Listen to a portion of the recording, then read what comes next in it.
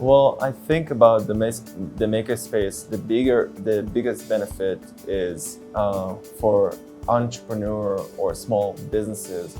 It's a good tool and place to test and see if that thing work or not. The plus side is the people here, the community, the beneficial of talking to other people with a whole different aspect on other project, and just bringing back together the whole spirit of brainstorm.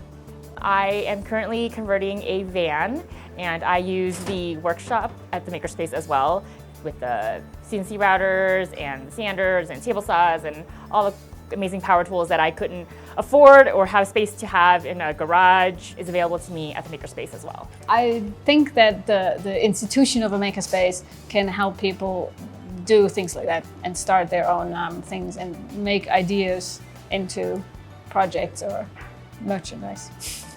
What I like about the makerspace is all the technology they bring in. I love all the beneficial of the team member over here. I like to brainstorm about the process of the project.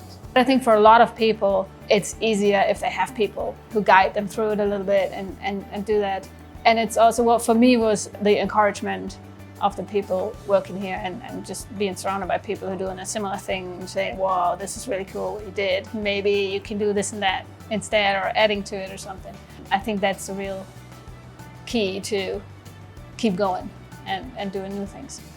When I left Boulder to go to California, I went from the Bay Area down to San Diego, and I stopped at 9 different makerspaces along the way. Some were much smaller, just barely getting off the ground, and some are in huge factory airplane hangar size spaces.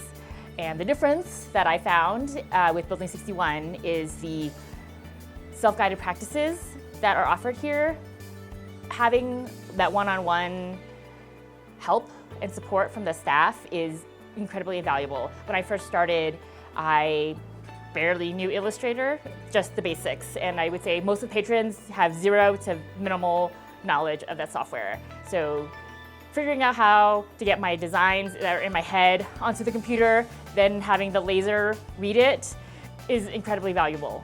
I wouldn't have been able to get my business off the ground so fast, or even if at all, because it's really frustrating when you're by yourself trying to figure out how this machine works. You like have this thought in your head and like, it's not working. And having someone there to help you is incredibly beneficial.